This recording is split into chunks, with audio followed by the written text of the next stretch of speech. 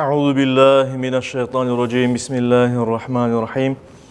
Elhamdülillahi rabbil alamin ve salatu vesselam ala rasulina Muhammed ve ala alihi ve ashabihi ecmaîn. Amma ba'd.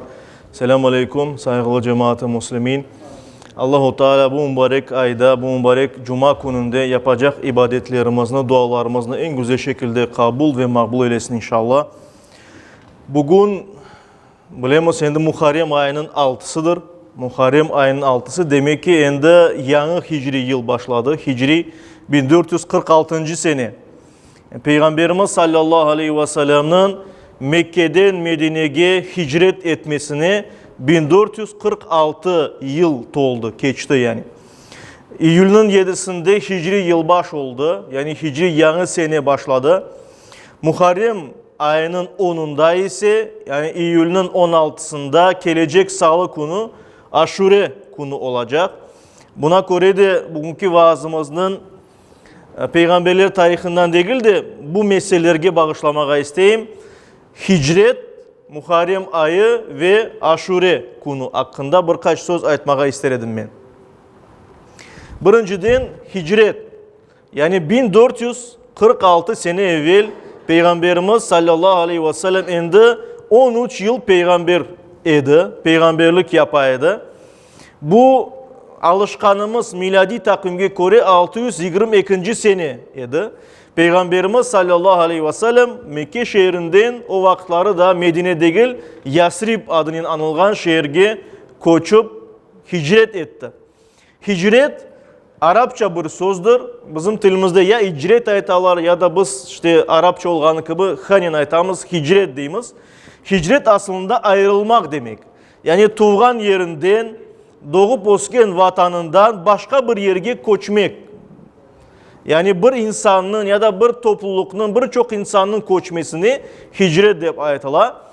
Din noktayı nazarından ise hicret, dinini tekmillemek için, dinini yaşap olmak için, Allah için yol almak, hicret etmek manasına, koçmak manasına gelir. Allah-u Teala bütün peygamberler vasıtasını yollagan İslam dinini tekmillemek için, en güzel şeklini insanlara yaşatmak için, insanların doğru yola alıp varmak için Hatemul Enbiya, peygamberlerinin muğru sonkusu Muhammed Mustafa sallallahu aleyhi ve sellem'ni yollagan edi. Peygamberimiz ise baştan beri insanlarını doğru dinge çağıraydı elbet. Ve o vakit 3 yıl gizlice davet alıp vardı. En yakın dostlarını çağırdı. Sonra açıktan herkesini çağırmaya başladı. O vakitteki Mekke'de yaşayan Kureyş kabilesi, onların çoksu ve onların yolbaşçıları istemediler kabul etmeye İslam dinini. Çünkü korkaydılar gayip etmeye özlerinin paralarını, mülklerini, makamlarını, itibarlarını vesaire. Korkaydılar ki Arabistan'ın her yerinden hacılık için, putlarga tapınmak için adamlar gelediler Mekke'ye ve her gün yarmalık yapaydılar.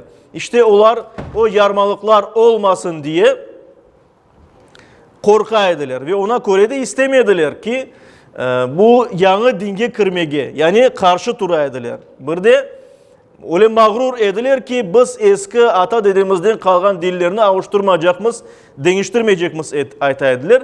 Ve kırmemekten gayrı hem de Müslümanlarını toktatmak için zulüm etip başlagan edilir. Bilgenimiz gibi çok Müslümanlarını kıynadılar. Birçok Müslümanını şehit düşürdüler, öldürdüler.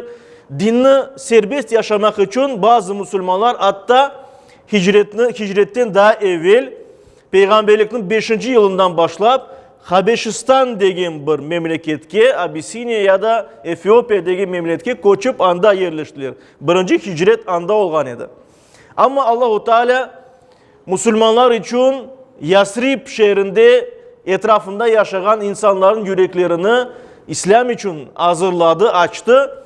Ona göre andan kelgen insanlar Peygamberimizle tanışkan edilir. İslam dinini kabul etken edilir ve İslam dini Medine'de, şimdiki Medine'de bilgenimiz şehirde tez yayılıp başladı. Hatta onlar bir ocağı istegen edilir Peygamberimizden. Bizge Kur'an okutmak, dini öğretmek için ve Peygamberimiz yaş bir sahabini Mus'ab bin Umer'ni yollagan edi. Ve böylece bundan sonra artık buna peygamberlikten 13. yılında Allah-u Teala Cebrail aleyhisselam'ın haber yollayı ki peygamberimiz hicret etmek gerek. Ve ona göre de peygamberimiz sallallahu aleyhi ve sellem hicret etti. Aslında peygamberimizin hicret etkeni vakit Mekke'de artık pek az Müslüman kalgan idi. Çünkü bundan evvel birçoksu Habeşistan'a hicret etken idi. Hicret emri kelgenden son birçok Müslümanlar gizli gizli böyle kettiler Mekke'den. Çünkü açıktan ketecek olsalar onlarını toktatır edilir, belki öldürür edilir, kaytarır edilir, hapsete edilir vesaire. Ne de olsa çok sık etti ve müşrikler anladı ki Müslümanlar bir şeylerin onların akılında var, onlar keteler şehirden. Ve bir kararga geldiler, toplandılar Kabe yanında bir yerde, Darun Nadva, yani toplanganları bir yer. Ve anda dediler ki Muhammed'i öldürmek gerek. Çünkü şimdi o da ketecek, o ketse bizim başımıza bela olacak bu Müslümanlar. Ya nasıl eteyik? O vakitleri Peygamberimizin artında onun kabilesi, onun aşireti boyu var idi. Haşim oğulları korçalaydılar onu. Emcesi de onu korçalaydı, başkaları da. Aralarında dinge düşman olanlar var idi. Mesela Ebu Leheb gibi. Ama Kennedy oğullar o kunun böyle adetlerine göre o tuğanlarını korçalamak gerekediler. Çünkü kan davası başlarıydı. Ve kan davası olacak. Kim Muhammed'i öldürecek? Çünkü kim Muhammed'i öldürse onu da gelip öldürecekler. Kim buna cüret edecek? Ve o vakit şeytan böyle müşriklerin başlıklarından birisi Ebu Cehil'e fısıldadı. O da ayıttı. Kendiniz böyle yapayık. Er bir soydan, er bir korantadan, aşiretten, boydan birer tane yigitni saylayık. Onlar hepsi barıp peygamberini, Muhammed'ini öldürsünler. Sallallahu aleyhi ve sellem'le. Ve onun kanı bir korantanın, bir soyunun başına değil de bütün kabileye düşecek ve Haşim oğulları herkeske endi intikamını alıp olamayacaklar. Yani oçunu alıp olamayacaklar.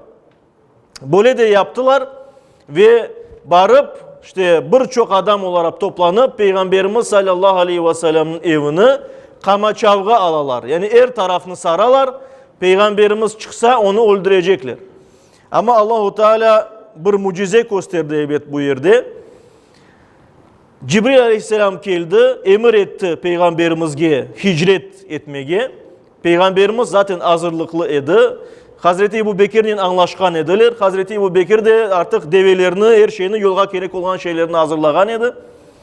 Ve Cibril aleyhisselamın aytmasını Peygamberimiz bir dua okup Bismillah deyip evinden çıka ve etrafında olan o kadar insanlar peygamberini görmeyler.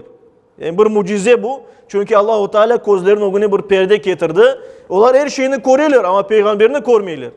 Peygamberimiz böyle rahat rahat Hazreti Ebu Bekir'in evine geli. Andan beraber onlar yolga çıkarlar ve yolga çıkanda elbette peygamberimiz bile onun peşine herkes düşecek. Ve ona göre de doğru Medine'ye değil de şimal tarafka, topege değil de aşağı keti. Ters yerge keti. Ters istikametke, yonge keti. Ve onlar cenup tarafta yerleşken bir tane kobada Sevr adındaki Sevr kobasında 3 gün kalalar. Ve anda da bir mucize ola, bilgenimiz gibi. O yerge gördüler ki peygamber yok, evge kiriler peygamber yok. Demek ki o ketti. Onu mutlak yakalamak gerek. Çünkü Müslümanlar başımızda bela olacak. Ve her tarafta böyle ilan eteler. Kim Muhammed'ni sallallahu aleyhi ve sellem'ni tapsa, ölüsünü ya da tırısını getirse ona 100 deve verecekmiz deyip. 100 deve de o vaktları pek büyük bir servet, baylıktır. Kunumuzda da o büyük baylık. Ama o vaktları daha da büyük baylık idi. Ve herkes de hususan fukari olgan böyle sahralarda yaşayan insanlar, Müslüman olmayan kimseler men taparım deyip herkes yolga koyuyorlar. Her yerde peygamberimizni kıdıralar. Ve bu Sevr kobasının yanına da gelirler. O yerde mucize ola. Çünkü bir gecede Allah-u Teala öyle yapar ki orada bir terek osup çıka. Bir yaş bir terek osup çıka. Bu kırışını kapata. O terekin üstüne bir gogercin kuşu gelip bir yuvasını yapa ve aman yumurtasını kozlayanda ve o yerde olgan bir tane örümcek ağını böyle yapa. Yani orup çıka örümcek oz ağını ve böylece sanki bir kimse yok anda, sanki bir kimse kirmegen. Ve adamlar gelip aytalar ki geliniz buna bu kobağa da bir bakayak anda bir kimse var mı yok mu? Olarga da aytalar görmeysin mi bunda bir kimse kirecek olsa onun alameti olur edi. Teretçinin pıtakları kırılır edi ya da bu gogercin uçup getir edi onda olmaz edi ya da bu örümcekin ağı yırtılır edi olmaz edi deyip ve ona Kur'an'da kırmeyler. Halbuki Peygamberimiz ve Hazreti Ebu Bekir sallallahu aleyhi ve sellem ve Allah razı olsun onlar o kobada ediler. İşte haber alıp duraydılar çünkü biz bilemiz Peygamberimiz sallallahu aleyhi ve sellem'in kızı Esma, Peygamberimiz Ebu Bekir'in kızı Esma gelip onlara haber getireydi ne var ne yok. İşte onlar daha sonra anda 3 günden son toparlanırlar ve yolga çıkarlar ve doğrudan değil ayrançık yollar neyin onlarını bir kimse tapmasın diye Medine şehrine yol alırlar, Yasrib şehrine yol alırlar. Ve ardından izci insanlar kete yani izci degenimiz insanların ya da hayvanların izlerini korgen sahrada böyle kimseler sredapit olan kimseler ve onlardan birisi Surak adında Peygamberimizin izini kore. Onun peşinden kete ama rivayette anlatılar ki onun atı toktap kala, ketmeyi. O ondan yuvarlanıp tuşe, böyle atını çaptırıp geldiğinde atı toktap kala tuşe ondan. Birkaç kere öyle ola, hatta atının tuyakları, ayakları kumga böyle kete istemek etmegi. Ve Surak anlay ki demek ki bunda bu boşuna bir şey değil, Müslüman ola Peygamberimizin yanına bara. Daha sonra andan kaytkanda Peygamberimizin yanından korgen başka izci insanlarga ayta ki anda barmağınız anda ben baktım bir kimse yok anda deyip böyle kaytara olarını. Ve Peygamberimiz sallallahu aleyhi ve sellem 2 hafta içinde Medine'ye yakınlaşa. Medine'ye yakın Kuba adındaki bir yerde tura kala 2 hafta anda kala. O yerde ona Hazreti Ali de yetişip gele. O da Mekke'den yani onların peşinden gele. Ve onlar anda birinci cami kuralar. Birinci cami kurula. Ondan sonra Peygamberimiz sallallahu aleyhi ve sellem andan hareket çıkarlar. Medine'ye doğru gelirler ve yolda Ranuna Vadisi'nde birinci cuma namazını kılarlar. Cuma namazı emir etili. Kur'an-ı Kerim'deki ayet eni ve bundan sonra cuma namazı yapılmaya başlay. Peygamberimiz sallallahu aleyhi ve sellem Yasrib şehrine geli. Bundan sonra Yasrib şehrinin adı indi Medinetun Nebi, Peygamberin şehri olacak ve Medine adı kalacak ve konumuzdaki de adı El Medinetul Munavvara yani aydın nurlu Medine, nurlu şehir manasında. İşte Medine de paytahımız ama Medine Arapça şehir manasında. İşte Peygamberimiz gele onu Turkulerle yerli halk karşılay. Meşhur olan Tal al-Badru aleyna üstümüzde ay doğdu manasındaki bir ilahini aytalar. Yani yırlap Peygamberimizini sevinip, şenlenip karşılaylar. Peygamberimiz gele ve birinci yapkan işi başlay cami kurmağa. Müslümanlarını, kelgen Müslümanlarını, muhacirlerini, yerli halk olan Müslümanlarını, ensarlarını birbirini ağa kardeş ilan etti ve beraberce cami kurmağa başlaylar. Müslümanlarını birleştirir ve hatta Müslüman olmayan Yahudilerle bile bir anlaşma yapar Peygamberimiz sallallahu aleyhi ve sellem. Onlar anlaşa birbirlerini korçalamak meselesinde bir güzel bir barışıklık, tınçlık içinde yaşamak meselesinde. İşte o kadar mühim bir hadisedir ki hicret İslam tarihinde büyük yerge bir sahip. Çünkü yeni bir cemiyet şekillenmeye başladı. Yeni bir devlet kuruldu. Müslümanlar serbestçe dinlerini yaşap başladılar. Ve elbette bu pek mühim idi. Çünkü Peygamberimizin buna bu temel atkan adımlarının bu cemiyet gelecekte İslam dinini dünyanın dört bir tarafına yayacak elbet. Peygamberimiz daha sonra vefat etti. Yani 10 yıl içinde 10 yıl geçe Peygamberimiz vefat etti. Daha sonra 6 yıl geçe artık Müslümanların başında halife, emirül müminin, müminlerin emiri Hazreti Ömer Tura 638. sene bu. Yani Peygamberimizin vefatından sonra 6 yıl geçe, hicretten 16 yıl geçe. Hazreti Ömer endi kore ki İslam devleti bayağı balaban oldu. Irak toprakları kırdı, Suriye toprakları kırdı, endi Mısır toprakları kırdı. Her yerde İslam yayıla pek çok insanlar var. Onların bağ tutmak da kıyın. Niye? Çünkü degende yolga bir kimseni yollasan o bir ay kete yol bir haber vermek için ve ona göre de bazı bir reformalar yapmaya gerek ola, bazı bir tedbirler yapmaya gerek ola. Şu cümleden bir takvim gerek. Yani her bir bölgede bu İran topraklarında, Suriye topraklarında, Mısır topraklarında özüne göre takvimler var.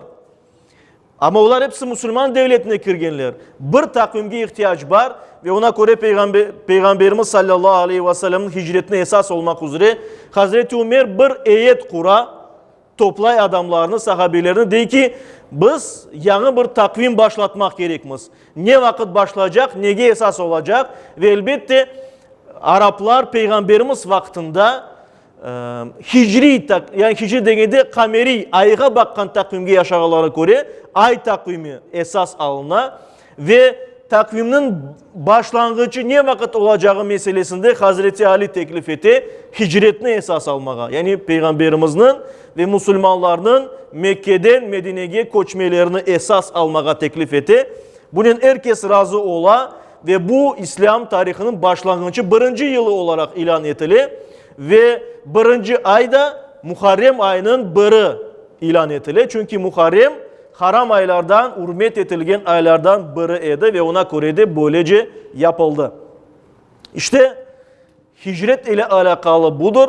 Muharrem ve Aşure günü hakkında bu ona hem de hutbemizle bağlı.